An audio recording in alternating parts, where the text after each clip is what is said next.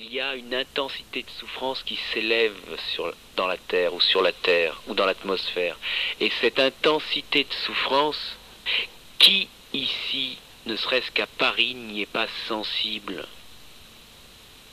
Et qui peut encore dire que parler de cela comme j'en parle est déplacé? Qui n'est pas touché en lui-même par la souffrance de tous, de soi-même d'abord? Être sensible déjà à sa propre souffrance, c'est déjà quelque chose, c'est déjà un grand pas. Pourquoi actuellement y a-t-il une indifférence? Pourquoi nous sommes si peu enclins à une attention pour notre voisin? Parce que nous sommes coupés de notre propre cœur d'attention. Nous sommes coupés de notre propre ressenti. Parce que la pensée ou le mental s'est mis à être révélé dans une intensité telle de stratégie pour endiguer le mouvement de vie, que le monde présent, qui n'est pas présent, mais qui est dans cette activité de pensée qui est constamment dans une activité de division, de coupage, eh bien, ce mental ou cette pensée est révélée de plus en plus intensément actuellement, collectivement. C'est-à-dire que, effectivement, toute la sphère politique mondiale, ou religieuse, ou toutes les sphères, jusqu'à la famille, tout, dans le monde entier, ce n'est pas propre à la France, ou ce n'est pas propre à un pays, là on sent bien. Je dirais, grâce à la télévision, la radio, les journaux, malgré leur façon qu'ils ont d'informer, eh bien ils nous donnent tous les messages de comment fonctionne le mental. Le mental est constamment en train d'exprimer le drame, la catastrophe, la crainte, la peur et l'avidité à ce que ça aille mal. Si vous regardez les journaux, la télévision, etc., il n'y a que des placardages pour préserver la division. Mais regardons en nous-mêmes, est-ce que nous portons pas cette télévision? Est-ce que nous portons pas cette télévision? Alors, moi je n'accuse ni la télévision, ni la radio, ni la télévision, ni les journaux, ni rien de tout ça. Je dis simplement que les êtres humains, ils ont qu'à regarder qu'ils ont tout ça en eux-mêmes. Et que ce n'est pas la faute de qui que ce soit, mais qu'il s'agit de revenir à sa propre responsabilité individuelle, collectivement.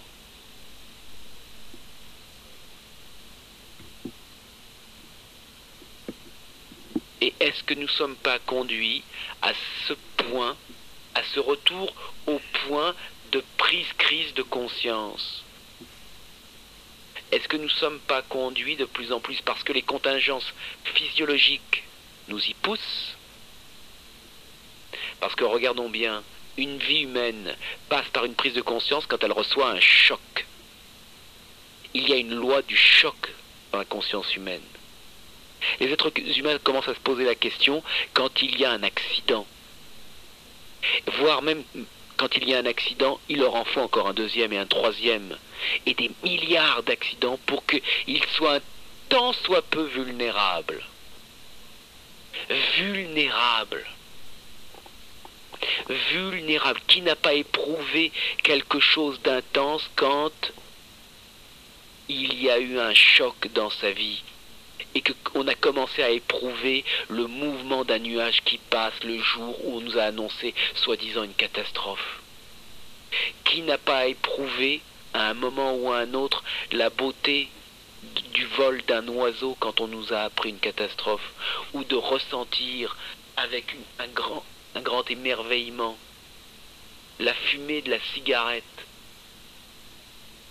ou la beauté d'une cigarette.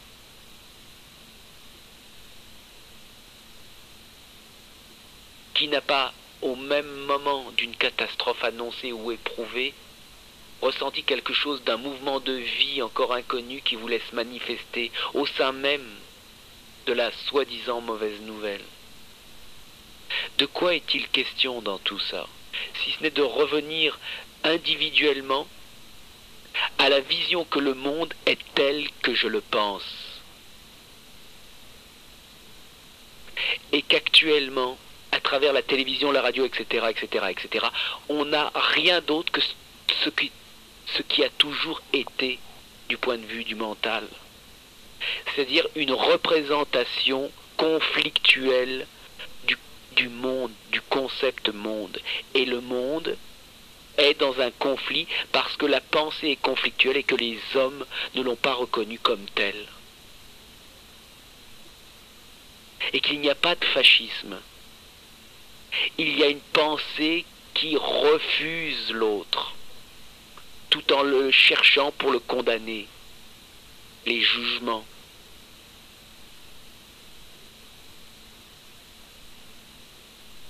Qu'en est-il de tout ce qui est dit par le bonhomme en ce moment qui parle? Est-ce une leçon que je donne ou le son de quelque chose qui résonne?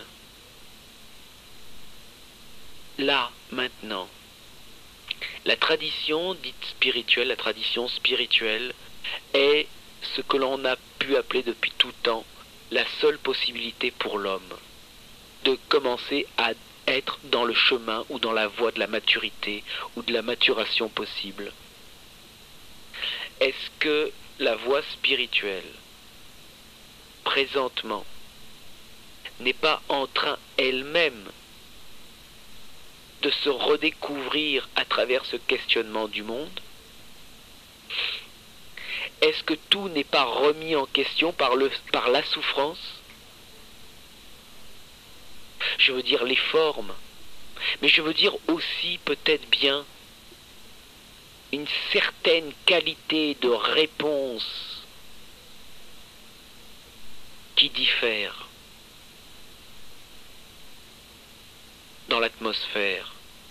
Est-ce que présentement on regarde l'intensité de souffrance qui crie sur cette terre?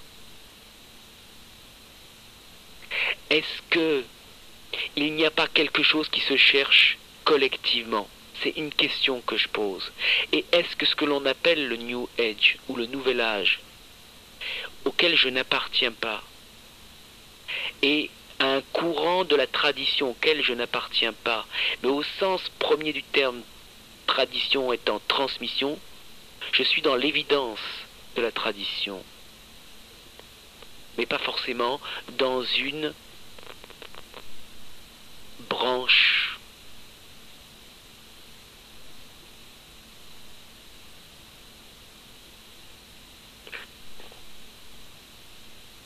Simplement voir qu'actuellement, collectivement, un mouvement de vie. Pourquoi la Terre ne serait-elle pas à elle-même une individualité, comme vous-même vous prenez pour une individualité? Et y a-t-il réellement une individualité? Pourquoi la Terre elle-même ne s'interrogerait-elle pas, elle tout entière? Pourquoi les hommes ne seraient pas, l'humanité ne serait-elle pas un seul homme, un seul tapis? Pourquoi tous les animaux ne seraient pas un seul tapis de vie? Pourquoi n'y aurait-il pas une évidence d'unité à travers même cette division? Pourquoi ne pousserions-nous pas la réflexion et l'investigation dans des sentiers sans chemin? Pourquoi resterions-nous cantonnés à tout ce qui a pu être arpenté? N'y aurait-il pas quelque chose de complètement nouveau qui ne pourrait pas s'inscrire dans quoi que ce soit de repérable? Pourquoi pas? Qui n'est ni de la tradition des courants tels qu'ils existent, ni du nouvel âge. Rien de ça.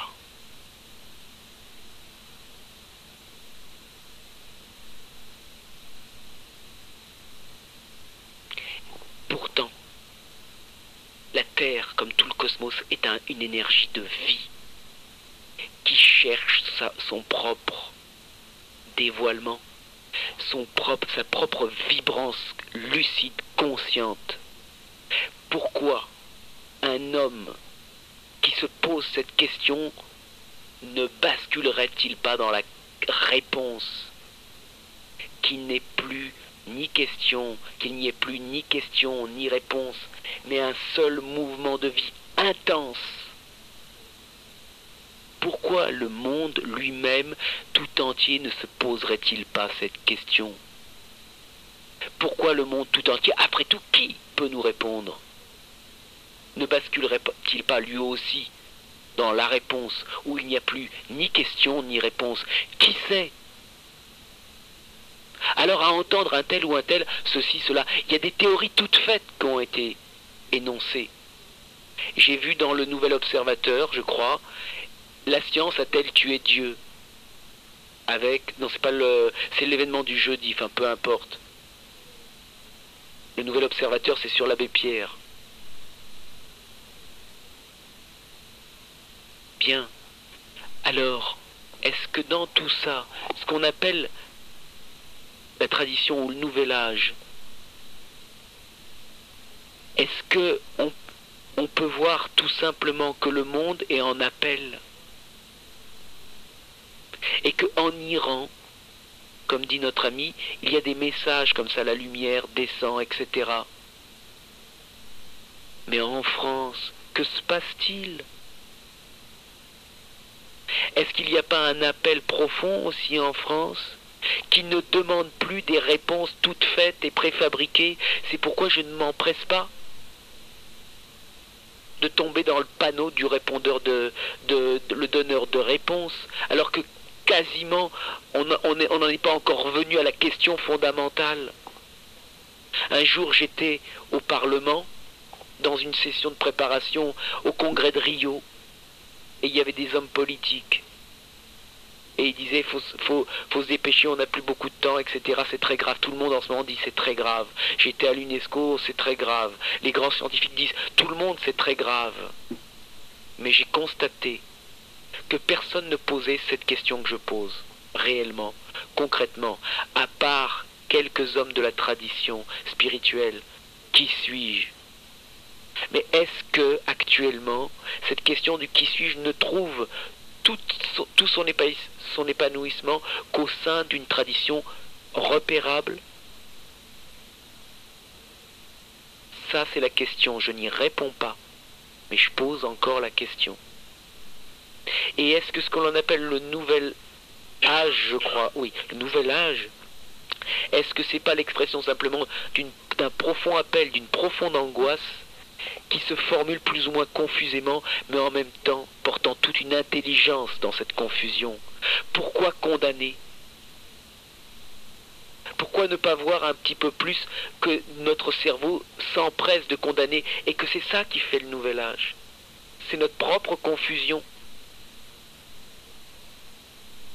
Que c'est notre propre confusion qui fait qu'on est à côté de ce que l'on appelle la tradition et qu'on ne comprend rien. Et dès qu'on parle de gourou égale manipulateur, et homme politique égale quoi? Et homme religieux égale quoi? Et artiste égale quoi? Et acteur égale quoi? Et metteur en scène égale quoi? Écrivain égale quoi? Et les parents égale quoi? Et le couple égale quoi? Si on arrêtait de prêter le flanc à toutes nos petites réactions mentales et si on relativisait toutes nos réactions dans la vision du panorama du jeu réactionnel de la pensée. Si on commençait par cette alerte à la vie.